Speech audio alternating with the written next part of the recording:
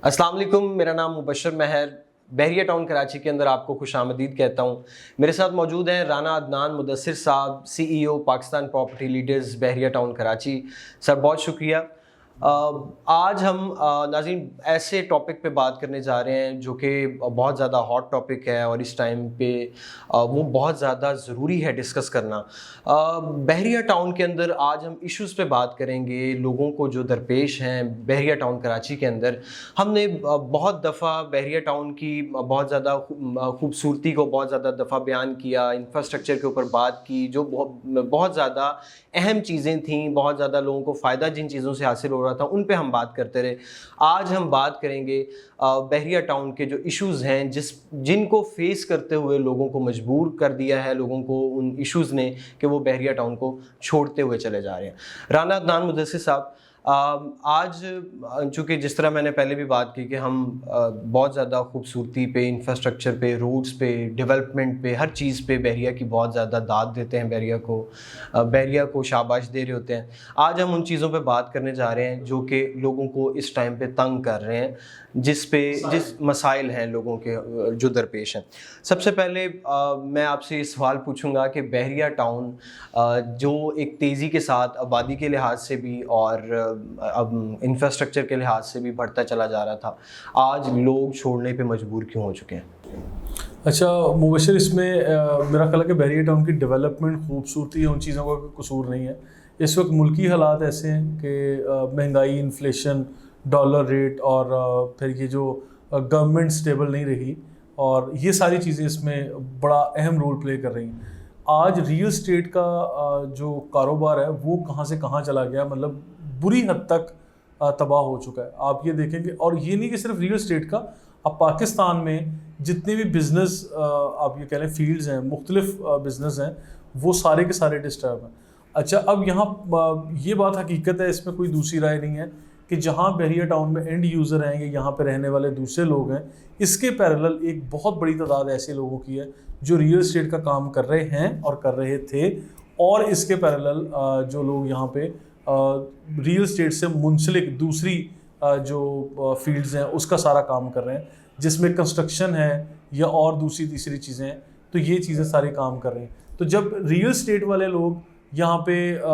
जब market down हुई है, तो उन लोगों ने जो ऑफिस ऑक्यूपाई किए हुए थे, रेंट पे लिए हुए थे या अपनी बिल्डिंग्स थी, इवन कुछ लोग एक्सपेंस अफोर्ड नहीं कर सके, ऑफिस भी खाली हुए, और उसके पैरेलल उन लोगों ने अपनी जो रिहाइश थी, अकोमोडेशन, उसको भी खाली कर दिया। तो इसका ये मतलब है कि मार्केट जब हालात ऐसे आए, तो सबसे पहले वॉश आउट वो कैटेगरी हो रही होती है मार्केट की या इस बहरिया टाउन की कम्युनिटी की, जो लोग समझ लें कि सीजनल किस्म के लोग थे या जो लोग देर पार नहीं रह सके यहाँ पे। तो ये लोग, मैं समझता हूँ कि यहाँ से आहिस्ता आहिस्ता जाना शुरू हो गए हैं और इस मार्केट को बुरी हद तक डिस्टर्ब कर चुके हैं। जी बिल्कुल ऐसे ही है कि बहुत सारी बिल्डिंग्स जो हैं वो हमने देखा कि कमर्शियल बिल्डिंग्स खाली होती चली गई,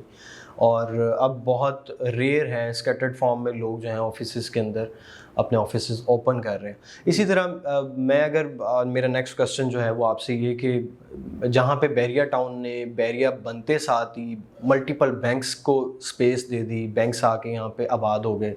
लोगों के लिए आसान था अपना कैश कैरी करना, सबमिट करवाना, ये सारी चीज़ें, बैंकिंग सिस्टम आसान हो गया यहाँ पर। तो इसी के चलते हुए यहाँ पे बहरिया को चाहिए था कि यहाँ पे जो बच्चों की स्टडीज़ के हवाले से स्कूल्स हैं, जैसे कॉलेजेस हैं, इकरा यूनिवर्सिटी अब आके बनी है, तकरीबन 1-1.5 साल हुआ है, ये चीज़ें वो थी जो कि बहुत पहले हो जानी चाहिए थी। अब भी इस टाइम पे कॉलेज जो हैं वो रेयर है, स्कूल्स लिमिटेड हैं, मल्टीपल चेन्स होनी चाहिए थी, ब्रांचेस होनी चाहिए थी, स्कैटर्ड फॉर्म में होना चाहिए था। अगर हम सिर्फ बात करें पिशन 19 की, तो आपको वहाँ पे बच्चों की तादाद, एक बहुत बड़ी तादाद है वहाँ पे बच्चों की। सिर्फ मैं अभी 1% की बात कर रहा हूँ जहाँ पे आबादी है। इसी तरह पिशन 10A है, 11 है, स्पोर्ट्स सिटी, पिशन 27, कायद विला, इकबाल विला। जैसे जैसे स्कूल आते तो ज़ाहिरी बात था कि यहाँ पे लोग भी ज़्यादा मूव होते, और एक उनके पास, यहाँ मैं समझता हूँ कि लोगों के यहाँ से मूव होने की, कराची की तरफ जाने की एक ये भी वजह है कि यहाँ पे क्वांटिटी ऑफ स्कूल नहीं है। अच्छा देखिए, स्कूल्स के लिए मैं हमेशा से ये कहता आया हूँ कि बहरिया टाउन की प्रेमिसेस के अंदर जो स्कूल्स आएंगे वो ऑब्वियसली बहरिया टाउन के पैरामीटर्स, बहरिया टाउन की जो बायलॉज हैं उसको फॉलो करके, या मोनोपली कह लें कि बैरियर टाउन की अपनी मोनोपली होगी कि अपने फेवरेट स्कूल्स को यहाँ पे अलाउ करेंगे, या कुछ स्कूल्स को ये बिल्डिंग बना के देंगे, कुछ ये अपनी ब्रांचेस लेके आएंगे। जिस तरह Bahria town school and college Lahore, Pindi और इस्लामाबाद में या कराची में अब आ गए हैं, तो बैरियर टाउन के अपने स्कूल्स हैं, ठीक है, क्योंकि ये हर तरह से अपना बिजनेस करना चाहते हैं, तो एजुकेशन सेक्टर को भी ये लोग कैप्चर कर रहे हैं और कर चुके हैं अच्छी तरह। अब इसके बाद जो फॉर एग्जांपल अब यहाँ इस बैरियर टाउन के अंदर रूट्स मिलेनियम स्कूल या फ्यूचर वर्ल्ड स्कूल है, इसी तरह यहाँ पे और स्कूल्स भी आएंगे, उनके साथ कॉन्ट्रैक्ट होगा, और फिर एक बड़ी तादाद स्कूलों की ये होगी मुबशर साहब के बैरियर टाउन के प्रिमिसेस के बाहर, जिस तरह अभी आज हम देखते हैं बैरियर टाउन के गेट से बिल्कुल बाहर कमांडर स्कूल है यहाँ पे, और यहाँ पे एजुकेटर स्कूल आ गया, या राइट लेफ्ट और XYZ नाम से मेरे इंफॉर्मेशन के मुताबिक 5 से 7 स्कूल्स ऐसे हैं जो बाकायदा काम कर रहे हैं, और बैरियर टाउन से बाकायदा पिक एंड ड्रॉप सर्विस देते हैं, लोग आते जाते हैं वहाँ काम करते हैं। और इससे पहले मेरी रिहाइश बैरियर टाउन लाहौर में थी, मैं जानता हूँ कि बैरियर टाउन लाहौर में भी inside the premises of barrier town आपको 3 या 4 स्कूल्स मिलते हैं जो बैरियर टाउन के ही ऑफिशियल हैं, या सिटी स्कूल है या एजुकेटर इस तरह के हैं। बाकी बाउंड्री वॉल के बाहर एक कैनाल रोड है, उसको जैसे ही क्रॉस करते हैं 8 से 10 स्कूल्स ऐसे हैं जिसके ऊपर लिखा हुआ है बैरियर टाउन कैंपस, और लेकिन वो बैरियर टाउन के प्रिमिसेस के बाहर है। तो यहाँ भी ऐसा ही होगा, और आने वाले टाइम में जिस तरह इकरा यूनिवर्सिटी और बाकी इदारे आ गए यहाँ पे, तो आपका सवाल ये है कि स्कूल या कॉलेज या यूनिवर्सिटी मजीद आनी चाहिए। स्पेसिफिकली इस टाइम पे मेरा ज़्यादा ये भी, मैं इस चीज़ पे भी जोर दूंगा कि कॉलेज जो है वो इस टाइम पे या तो होना चाहिए, क्योंकि यूनिवर्सिटी मौजूद है, स्कूल्स मौजूद हैं, एक कॉलेज जो है सेंटर में गैप आ रहा है, जिसकी वजह से बहुत सारे लोग ये कहते हैं कि हमारे बच्चे, और सिर्फ यही नहीं कि सिर्फ एक कॉलेज हो, मल्टीपल कॉलेजेस हों, और जैसा फीस स्ट्रक्चर है लोगों की इस्तात के मुताबिक चीज़ें जो है। इसमें मुबशर साहब मैं इस तरह से रिस्पॉन्ड करूँगा कि बैरियर टाउन की देखें जो रिसर्च एंड डेवलपमेंट की टीम्स हैं वो आप या मुझसे बहुत आगे सोचती हैं और उस पर काम कर रही होती हैं। बैरियर टाउन की आज चंद लाख पर आबादी मुश्तमिल है, यानी कोई लाखों या करोड़ों की आबादी नहीं है। अब बैरियर टाउन के प्रेमिसेस में या यहाँ पे फॉर एग्जांपल अगर कॉलेज बन भी जाए तो कॉलेज में एडमिशन लेने वाले बच्चों की तादाद ही उतनी ना हो, ये भी एक फ्लॉप हो जाएगा या फेलियर होगा। अब age group wise barrier town के पास सारा सर्वे रिपोर्ट मौजूद है कि यहाँ पे कितने लोग फैमिलीज़ के साथ हैं, कितने बैचलर्स हैं, कितने लोग जो है आउट बैक करते हैं, जो ट्रैवल बैक करते हैं टूवर्ड्स कराची, हैदराबाद या नूरियाबाद, तो जो यहाँ से वापस निकल जाते हैं, सारा दिन आए, काम काज किया और फिर वापस ट्रैवल कर गए। और बैरियर टाउन ने जब ये सर्वे किए हुए हैं, उनके पास ये सारा स्टैटिस्टिकल डाटा मौजूद है, तो इन चीज़ों को देखते हुए with the passage of time ये चीज़ें को डेवलप करेंगे, एक्टिवेट करेंगे। मेरा नहीं ख्याल कि बैरियर टाउन कोई रॉन्ग पॉलिसी अपना रहा है या कुछ भी। आज इकरा यूनिवर्सिटी अगर बन गई है, इकरा यूनिवर्सिटी में भी आहिस्ता आहिस्ता लोग एडमिशन लेने आते हैं, और यूनिवर्सिटी का स्टूडेंट देखें वैसे भी ट्रैवल कर सकता है, इंडिपेंडेंट अपनी सवारी पे कर ले, पिक एंड ड्रॉप या कुछ भी। कॉलेज का या स्कूल का स्टूडेंट मेरा ख्याल है कि उस तरह से पिक एंड ड्रॉप खुद से उसको पिक एंड ड्रॉप देनी पड़ती है, उसके पेरेंट्स को या किसी को हायर करना पड़ता है, तो फिर ये चीज़ें सारी करनी पड़ेंगी। अब बैरियर टाउन में भी जैसे ज़रूरियात पेश आएंगी आगे फ्यूचर में, इनकी प्लानिंग है, एजुकेशनल एंड इंस्टीट्यूशनल जोन बाकायदा बनाए हुए हैं। प्रीसिंक्ट 15A में, प्रीसिंक्ट 15 में, 15B में आपने देखा होगा एक बहुत बड़ा एरिया ऐसा है जिसे इंस्टीट्यूशनल जोन का नाम दिया गया। वो इसी मकसद के लिए वहाँ स्कूल और कॉलेजेस बनेंगे, और भी मुख्तलिफ एरिया में इसी तरह से ब्लू कलर का मैप के ऊपर वो मार्क किया गया, तो स्पेसिफिक एरिया है ही इदारों के लिए। जी इसी तरह देखें, अब एक ये भी गैप जो बैरियर टाउन कराची के अंदर डॉक्टर्स के हवाले से, वैसे तो बैरियर टाउन ने एक स्कूल जो हॉस्पिटल है वो यहाँ पे बनाया हुआ है, जो कि Begum Akhtar Rukhsana trust memorial hospital है, लेकिन कई दफ़ा हमें यहाँ पे ये भी चीज़ें देखने को मिलती हैं कि ये अब इसकी ज़्यादा सीरियस हालत है, आप इसे फ़लाँ हॉस्पिटल में ले जाएं, आगा खान ले जाएं ज़्यादा। ये कोई ऐसी मेरा ख्याल है कोई अनहोनी बात नहीं है। ऐसा होता है शहर के बड़े बड़े हॉस्पिटल्स में, ऐसा होता है कि इमरजेंसी में अगर कोई केस टैकल ना किया जा रहा हो तो फिर उसको दूसरे हॉस्पिटल्स में रेफ़र कर दिया जाता है। छोटे बड़े शहरों में ही होता है। फिर बैरियर टाउन की आबादी तो वैसे ही नहीं है। आज अगर इतना बड़ा हॉस्पिटल का सेटअप कर दिया है तो इंशाल्लाह with the passage of time इनके पास जब staff, medical staff, paramedical staff, ये सारी चीज़ें, या डॉक्टर्स ये पूरे होंगे, एमरजेंसीज को भी टैकल कर रहे हैं। आए दिन यहाँ पे एक्सीडेंट्स होते हैं, खुदा ना खास्ता किसी की जान भी जाती है, सीवियर एक्सीडेंट्स होते हैं जिसमें हड्डी फ्रैक्चर होना, या वैसे जो फर्स्ट एड के लिए हर तरह की सहूलियत यहाँ मौजूद है। अच्छा, इससे बढ़ के प्राइवेट क्लिनिक का कॉन्सेप्ट है, या छोटे बड़े टेस्ट या जो लैब्स वगैरह हैं, वैसे तो वन विंडो ऑपरेशन वो बैरियर टाउन के इसी हॉस्पिटल के अंदर सब कुछ मौजूद है। अच्छा, किया जा रहा है। कुछ लोग ये कहते हैं अच्छा ये वो महंगा है, और हमें ज़रा सस्ते कम बजट वाले लोग चाहिए। तो मैं जहाँ तक जानता हूँ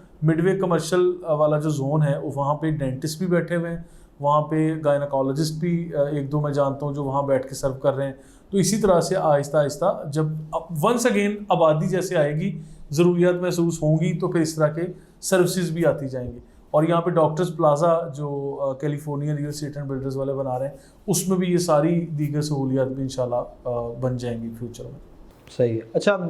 जो जिस चीज़ के ऊपर मैं बात करने जा रहा हूँ वो सबसे ज़्यादा अहम इसलिए भी है कि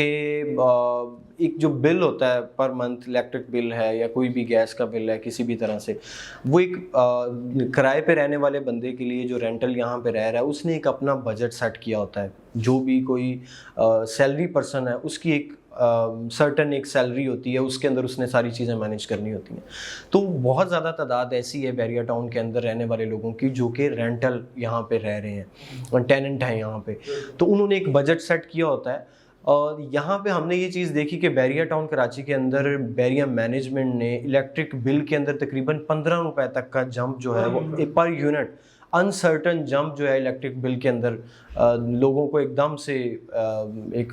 जो है वो झटका लगाया है, जिसकी वजह से लोग ये फ़ैसला करने पे मजबूर हो जाते हैं कि हमें फिर यहाँ से मूव होना पड़ेगा। आज अगर 15 रुपए का जंप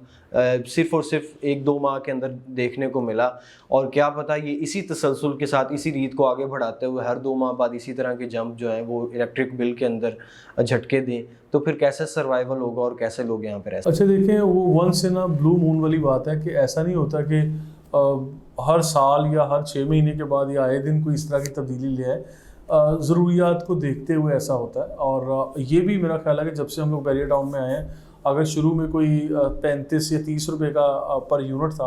आज वो अगर 50 रुपये पे चला गया है, तो मेरा ये ख्याल है कि ये कोई 5-7 सालों में इतने पैसे बढ़े हैं। ये नहीं है कि ओवर द नाइट बढ़े हैं। हाँ, बैरिया टाउन का पॉलिसी ऐसी होनी चाहिए कि बिफोर टाइम अनाउंस करें, उसको बाकायदा कस्टमर्स को नोटिफाई करें और उसको फिर अप्लाई करें। अच्छा, इसमें जहाँ तक आप कह रहे हैं कि लोगों ने बजट सेट किया होता है और ये सारी चीज़ें, सरकारी इदारों को मैं यहाँ पे डिस्कस करता हूँ कि सरकारी इदारों ने जहाँ पे सैलरीज में इंक्रीमेंट लगाया है, वहाँ उसके पहले उतने टैक्सेस करके फिर महंगाई भी वैसे ही कर दी।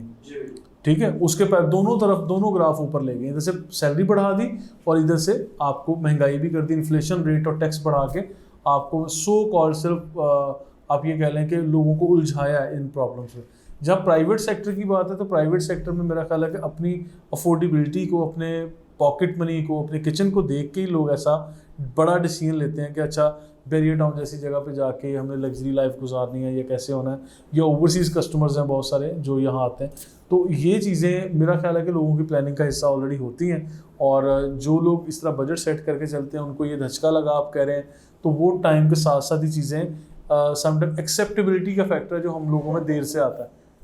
ऐसे ही मैं ये चीज़ हाईलाइट करता चलूँ कि 53 रुपीज़ का इस टाइम पे रेजिडेंशियल यूनिट जो है वो 53 रुपीज़ का। और इसी तरह वैसे ये भी चीज़ देखने में आई है कि जो गैस के सिलेंडर्स इस टाइम पे बैरिया में मिल रहे हैं, तो यहाँ पे इसका बैरिया का कंट्रोल है। जैसे ही मार्केट में रेट कम होता है तो यहाँ हमें लोगों को रेट कम पे गैस मुहैया होती है, और जब महंगा होता है तो। अब यहीं पे एक और चीज़ मैं ऐड ऑन करता चलूँ कि सोलर सिस्टम जो है वो एक रुझान वैसे भी खुद भी लोगों की तरफ इसका शऊर लोगों को आया है, और बैरिया मैनेजमेंट ने भी इसके ऊपर लोगों को दिया है कि आप अपने घरों के अंदर सोलर सिस्टम लगाओ। बिल्कुल, बैरिया टाउन ने परमिशन दे दी है, आज से पहले ये परमिशन नहीं थी। लेकिन मेरी उन लोगों के लिए मैं आवाज़ ये उठाना चाह रहा हूँ कि बैरिया के जो विलाज में लोग रहते हैं उनके पास तो ये परमिशन है कि वो अपने घर में सोलर लगवा सकते हैं, जबकि बहरिया अपार्टमेंट्स में जो लोग रह रहे हैं, जो फ्लैट्स में रहेंगे, उनके लिए क्या, वो भी ज़ाहिर बात है इसी बहरिया के प्रीमिसेस में रह रहे हैं, वो उन्हें भी ये हक हासिल होना चाहिए। तो वो इस सोलर सिस्टम से कैसे फ़ायदा हासिल कर सकते हैं, ये एक उनकी तरफ से। अच्छा देखिए, इसमें मुझे कोई बैरिया टाउन की एग्जैक्ट पॉलिसी अभी नहीं पता, वो हम इंक्वायर करेंगे, आपका अच्छा सवाल है। लेकिन मैं इस पर ये मुबशर साहब ज़रूर कहूँगा कि बैरिया टाउन के जो अपार्टमेंट्स बने हुए हैं, इनकी बिल्डिंग्स के ऊपर भी अच्छा खासा वो रूफ टॉप पे जगह है, उसको ये मैनेज कर सकते हैं। प्लस जो नीचे जो पार्किंग दी गई है, जिस तरह सारी दुनिया में होता है, बल्कि बैरिया टाउन के हेड ऑफिस और हॉस्पिटल में भी ये चीज़ इंप्लीमेंट हो रही है, पार्किंग को कवर कर दिया जाता है। ठीक है, तो वो सोलर पैनल्स के फ्रेम लगा के वो उनका स्ट्रक्चर बना के और उसके ऊपर सोलर पैनल्स लगा दिए जाते हैं। तो ये भी पार्किंग में किया जा सकता है। बिल्कुल, एक तरह से ये आपकी एडवाइस भी हो सकती है बहरिया में। और ये तो कवर्ड पार्किंग भी हो जाएगी और फिर लोग अपार्टमेंट्स में रहने वाले जो हैं उनको सस्ती बिजली और ये सारी सोलर पैनल का यूटिलाइज करने की परमिशन भी मिल जाएगी। मेरी नज़र में ये बहुत अच्छा मशवरा। यानी बहरिया के पास एक अच्छी स्पेस भी मौजूद है और इसे ऑलरेडी और एक सहूलत होगी कि आपकी यानी जो डेडिकेटेड पार्किंग है that will be covered parking. जो आज गाड़ियां सारा दिन धूप में सड़ती हैं तो वो चले किसी छत के नीचे होंगी। बिल्कुल जी, बहुत शुक्रिया। अच्छा, अब जो सबसे ज़्यादा मेन चीज़ यहाँ पे लोगों को जो खौफ व हिरास कराची के अंदर देखने में नज़र आता है, चोरी के हवाले से या स्नैचिंग के हवाले से, इसी तरह ये चीज़ें इस साल हमने ये देखी कि बहरिया में भी हमें देखने को नज़र आई। अली ब्लॉक की अगर हम बात करें तो बहुत ज़्यादा चोरियाँ यहाँ पे भी हुई लोगों के घरों में। इसी तरह डिफरेंट प्रीसेंट्स के अंदर ये चीज़ें देखने में आई, लेकिन स्नैचिंग उस तरह से नहीं है, लेकिन ये उसका वजूद है बहरिया टाउन के अंदर।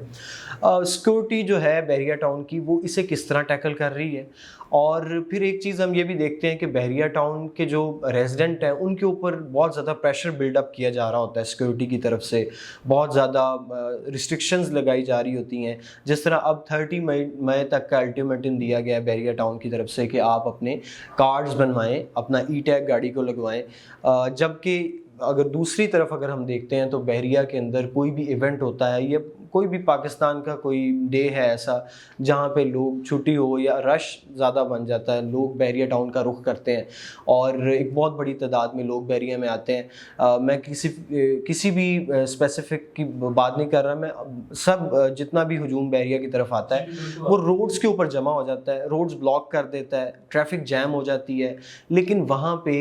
जो बहरिया की सिक्योरिटी है वो कुछ नहीं कर पाती। जबकि आम दिनों के अंदर सिक्योरिटी बहरिया के जो रेजिडेंट है उनके ऊपर एक प्रेशर बिल्डअप कर रही होती है, मुख्तलिफ तरह के रूल्स जो है वो इम्पोज कर रही होती है, लेकिन उन लोगों के ऊपर इनकी चलती नहीं। देखिए, वैसे जहाँ सेफ्टी सिक्योरिटी की हम बात कर रहे हैं, मोबाइल स्नैचिंग और सिक्योर इन्वायरमेंट की, मेरा ये ख्याल है कि बहरिया टाउन के काफ़ी सारे एरियाज़ ऐसे हैं जिनको स्मार्ट सिटी का दर्जा दे दिया गया है। स्मार्ट सिटी से मुराद है कि कैमराज इंस्टॉलेशन इनके कंट्रोल रूम से हर गली के कॉर्नर पे भी, और मतलब जो पूरा एरिया जिस तरह प्रीसिंक्ट 2 का एरिया, प्रीसिंक्ट 10A 11A का है, अपार्टमेंट्स का है, हर जगह पे जहाँ आप गाड़ी पार्क करते हैं वहाँ से लेके जहाँ से लोग मेन एंट्रेंस एग्जिट करते हैं तो दाखिली और ख़ारजी रास्ते स्पेसिफिक दिए गए हैं, वहाँ से मतलब लोगों की शनाख्त की जा सकती है। कैमराज में बाकायदा ये डाटा रिकॉर्ड हो रहा होता है, कंट्रोल रूम से भी आप लोग ले सकते हैं और ये सारी चीज़ें मौजूद हैं। लेकिन बहरिया टाउन देखिए इतना बड़ा है, कुछ एरियाज़ ऐसे हैं जहाँ पे आबादी कम है, ठीक है, जहाँ आबादी कम है लोग वहाँ कोई आए जाएंगे या गैर ज़रूरी ट्रैवल करेंगे या समझ लें कि ऑकवर्ड टाइम में अगर आ जा रहे हैं तो ज़्यादा हादसा उन लोगों के साथ होते हैं, ठीक है। सम टाइम एडवेंचर के लिए लोग प्रीसिंक्ट 38 की तरफ निकल गए। हमारी टीम में भी आपको पता ही है कि पिछले दिनों इस तरह से मोबाइल स्नैचिंग और ये मामला हुए थे। तो अब ये चीज़ें बहरिया की मेरा ख्याल है कि उस तरह से कंट्रोल अभी नहीं है। वंस अगेन जिस तरह यहाँ आबादी आती जाएगी, चीज़ें प्रॉब्लम्स आएंगे, उनके सलूशंस भी निकलते चले जाएंगे, ठीक है। अब वापस आते हैं इस पॉइंट की तरफ कि बहरिया टाउन क्या कर रहा है। बहरिया टाउन की देखिए मोबाइल्स, जो मोबाइल गाड़ियाँ हैं वो भी दिन रात इनकी ड्यूटीज़ हैं वो फिर रही होती हैं, सिक्योरिटी गार्ड्स भी हैं, फिर जो सिक्योरिटी का अमला है वो भी हर नकलो हरकत में रहता है। इसके पैरेलल जो ये सिक्योरिटी का सिस्टम मेन गेट पे आप कह रहे हैं रेजिडेंट्स के लिए रेजिडेंट कार्ड और ई टैग वगैरह लगाने के लिए कह रहे हैं, ये भी अल्टीमेटली आपकी और मेरी बेहतरी के लिए कर रहे हैं, ठीक है। हमें वक्ती तौर पे अगर 2 मिनट का इंतज़ार करना पड़ जाता है हमें बुरा लगता है, लेकिन ये अल्टीमेटली आपकी और मेरी बेहतरी के लिए है। फिर जब कहते हैं किसी भी नेशनल डे पे कोई भी ऐसा इवेंट आता है, तो जब हॉलीडे होती है नेशनल हॉलीडेज़, तो लोगों का हजूम यहाँ आता है, तो वो बिल्कुल आता है। देखिए हजूम को टैकल करना एक रूटीन की टैकलिंग से अलग होता है, ठीक है। और उसमें जब आप कहते हैं ना कि मुख्तलिफ जगहों पे झुरमट बना के लोग खड़े हैं, हजूम बना हुआ है, तो वो इसी सूरत में होता है क्योंकि बहरिया टाउन की सिक्योरिटी उनको गेट से अंदर दाखिल नहीं होने देते, और वो भी वंस अगेन रेजिडेंट्स की सेफ्टी सिक्योरिटी के लिए कि मेन बुलेवार्ड्स पे तो बहरिया टाउन अलाउ करता है, ये लोग अलाउ करते हैं कि आप ट्रैवल कर लें, घूमें, बहरिया टाउन की खूबसूरती देखें, डांसिंग फाउंटेन और आगे निकल जाएं आईफल टावर की तरफ। लेकिन रेजिडेंट एरियाज़ में जब लोग इस तरह का हजूम या इस तरह की शक्ल में आते हैं तो फिर बहरिया टाउन का सेफ्टी सिक्योरिटी जो अमला है ये लोग फिर उनको मतलब रोक भी रहे होते हैं, फिर इस तरह के प्रिकॉशनरी मेजर्स इन लोगों को लेने पड़ते हैं, वहाँ सख्तियाँ भी करनी पड़ती है। अभी मैं एक एग्जांपल देता चलूँ कि मोबाइल स्नैचिंग यहाँ हमारे थीम पार्क के करीब जनाह एवेन्यू के ऊपर मोबाइल स्नैचिंग के दौरान अगर मज़ाहमत की है रिहायशियों ने, और साथ ही सिक्योरिटी के 2-4 लोग उसमें कूद पड़े और एक सिक्योरिटी एहलकार बैरियर टाउन के शहीद भी हो गए थे। ये रमज़ानुल मुबारक का वाक़या है और वो मौके पे मेरा ख्याल है कि उनकी डेथ हो गई थी। और इसको हम लोगों ने उस मौके को या उस रात का जो इवेंट हुआ था वो हमें आज भी याद है कि उसमें देखें एक सिक्योरिटी एहलकार जो बैरियर टाउन में अपनी जॉब कर रहा है और उस बेचारे ने अपनी जान की बाजी लगाई है और शहादत उनको नसीब हुई है। जॉब जो है वो बहुत खूबसूरत तरीके से बिल्कुल कर रहे थे, अदरवाइज क्या होता कि अगर वो उस तरह से टैकल नहीं कर पाते या करना ही ना चाहते तो वो अपनी जान बचाते और साइड पे निकल जाते। उन लोगों ने बैरियर टाउन के रिहायशियों को प्रोटेक्ट करने के लिए ये किया। उसमें से फिर जो लोग इस तरह से ये चोरी डकैती करने के लिए लोग आए थे उनको गिरफ्तार भी किया। कुछ मेरा ख्याल 1-2 लोग फरार हो गए थे और बाकी लोगों को इन्होंने पुलिस की हिरासत में भी ले लिया। तो खैर ये चीज़ें होती हैं कि प्रॉब्लम्स आते हैं तो फिर सॉल्यूशंस उसके बनते हैं। जी, जैसे आपने अभी बताया कि बहुत सारे ऐसे एरियाज़ हैं जहाँ पे अभी फैमिलीज़ नहीं हैं, प्राइवेट कंस्ट्रक्शन जहाँ पे हुई है, स्कैटर्ड फॉर्म में घर बने हैं, आबादी उनमें भी बहुत रेयर है। और उसमें मुबशर सॉरी मैं इस तरह से कहूँगा इसको कि जहाँ बैरियर टाउन खुद इतनी एफर्ट्स कर रहा है वहाँ रेजिडेंट्स को भी ये तलकीन करते हैं कि आप लोग खुद भी अपने अपने घरों की सिक्योरिटी भी देखें। इन लोगों ने ओवरऑल सिक्योर माहौल को करना है, लेकिन आपकी अपनी प्रेमिसेस जो घर के प्रेमिसेस हैं उसकी सेफ्टी सिक्योरिटी आप लोग सेफ्टी ग्रिल्स लगवा लें,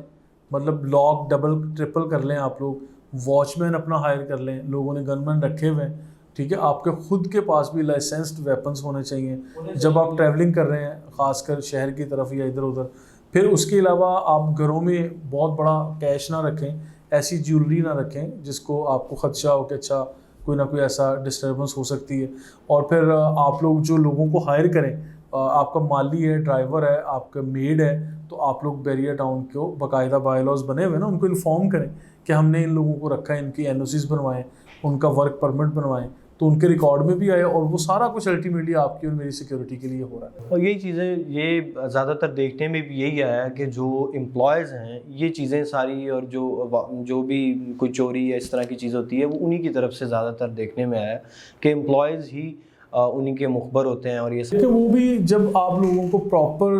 परखते नहीं हैं, यानी बाकायदा उसकी वेरिफिकेशन किए बगैर रख लेते हैं, और तो फिर मेरा ख्याल ऐसे मसाइल आते हैं सामने। जिस तरह मेरा क्वेश्चन ये भी था कि जैसे आपने बात की थी कि प्राइवेट कंस्ट्रक्शन जहाँ पे हुई है, जैसे अली ब्लॉक है, पिस्टन 4 है, 6 है, 8 है, पिस्टन 1 है, इनमें भी स्कैटर्ड फॉर्म में लोग रह रहे हैं, भरा हुआ नहीं है टोटली। तो यहाँ पे ऐसी क्या वजह है कि अगर कोई लोग टेनेंट बैरिया में आता भी है रेंटल विला लेने के लिए या घर लेने के लिए, तो वो प्रेफरेंस जो है वो बैरिया के बने हुए घरों की तरफ करते हैं। देखिए बैरियर टाउन में जो घर और अपार्टमेंट दिए हुए हैं ना अबू बशर, मैं इस चीज़ को देखता हूँ कि वहाँ एक बड़ा खूबसूरत लाइफस्टाइल आपको दिया, एक सिमेट्रिकल फॉर्म में है और बैक टू बैक घर बने हुए हैं, लोग सिक्योर फील करते हैं, एक एनवायरनमेंट है, सर्विसेज बैरियर की तरफ से अच्छी हैं। अब अली ब्लॉक को, प्रीसिंक्ट 1 को, प्रीसिंक्ट 4 को या बैरियर हिल्स को देख लें जहाँ स्कैटर्ड फॉर्म में घर है, वहाँ आज आपको खुद ज़रा प्रोएक्टिव रह के काम करना है, कैमराज इंस्टॉल करवाएं, वॉचमैन रखें, खुद करें, मतलब वहाँ थोड़ी चीज़ें खुद भी करनी पड़ेंगी, ठीक है। और लेकिन बाकी बैरियर टाउन का अमला तो कर ही रहा है जो चीज़ें, लेकिन कुछ चीज़ें आपको वहाँ खुद अटेंटिव रह के आपको ज़िंदगी गुजारनी पड़ती है, मुझे ये लगता है। बिल्कुल। जैसे मैं अब 2023 चल रहा है आज और करीबन 3 से 4 माह गुजर चुके हुए हैं। बैरिया टाउन कराची या ओवरऑल जो रियल एस्टेट की इंडस्ट्री है, इसमें क्या बदलाव आप देखते हैं 2023 के अंदर, जो कि इस टाइम सिनेरियो है, मार्केट सिचुएशन है, ओवरऑल रियल एस्टेट के अंदर क्या तब्दीली देखते हैं, क्या बेहतरी आएगी और किस नज़र से आप देखिए बैरियर टाउन की रियल एस्टेट मार्केट को भी देख लें, ओवरऑल पाकिस्तान की रियल एस्टेट मार्केट एक ही हालात है, यानी बदतर हो चुकी है इस वक्त। साल 2023 का आज 5वां महीना मई का चल रहा है गालिबन, तो अभी हम लोग देखते हैं कि जब तक मैंने इस टाइम फ्रेम को 2 हिस्सों में तकसीम किया है, इलेक्शन से पहले का टाइम और इलेक्शन से बाद का टाइम, यानी before election and after election phase कह लें आप। बिफोर इलेक्शन चीज़ें बेहतर होना बहुत मुश्किल है, जब तक इलेक्शन नहीं होती, स्टेबिलिटी नहीं आती, आपकी हुकूमतें नहीं बनती, बाकायदा किसी एक तरफ करवट नहीं लेता, तो ये चीज़ें डिसाइड करना मुश्किल है। और फिर हमारा जो डॉलर है, जब डॉलर इन्फ्लेशन ये चीज़ें सारी सिंक्ड हैं, तो ये चीज़ें जब कंट्रोल नहीं होती जब तक, तो मेरा ख्याल है कि रियल स्टेट इंडस्ट्री पाकिस्तान में बेहतर नहीं होगी। और जब इस तरह के डाउनफॉल आते हैं जो आज पाकिस्तान में आया हुआ है, इस तरह के अमेरिका में, ऑस्ट्रेलिया में, यूके में, दुबई में, हर जगह ही आते हैं। लेकिन वो एक साइकिल होता है जो आफ्टर 25 to 30 ईयर्स ये इस तरह के टाइम फ्रेम के बाद आता है। और इसी तरह का पाकिस्तान में 2008 में भी एक डाउनफॉल आया था, ठीक है। और उसके बाद हमें जब कोविड के टाइम पे 2019 में भी देखने को मिला है, और उससे पहले जब बैरियर टाउन पे इस तरह के केसेस वगैरह चल रहे थे। तो फिर बैरियर टाउन की बात ज़रा पाकिस्तानी बाकी रियल स्टेट से ज़रा मुख्तलिफ है, क्योंकि यहाँ पे ख़बरों पे मबनी बहुत सारे ट्रेंड्स चल रहे होते हैं। बहुत शुक्रिया जी। आज हम इसी मुस्बत सोच के साथ कि बहरिया टाउन के अंदर ये जो इश्यूज़ हैं बेहतरी की तरफ जाएंगे, और रियल स्टेट 2023 के अंदर भी बेहतरी की तरफ जाएगा। इसी मुस्बत सोच के साथ अपना ये प्रोग्राम ख़त्म करते हैं। इसी तरह के डिफरेंट टॉपिक्स जो कि लोगों के इश्यूज़ हैं, लोगों की ज़रूरियात हैं, उन पर हम बात करते रहेंगे। वीडियो देखने का बहुत शुक्रिया। अल्लाह हाफ़िज़।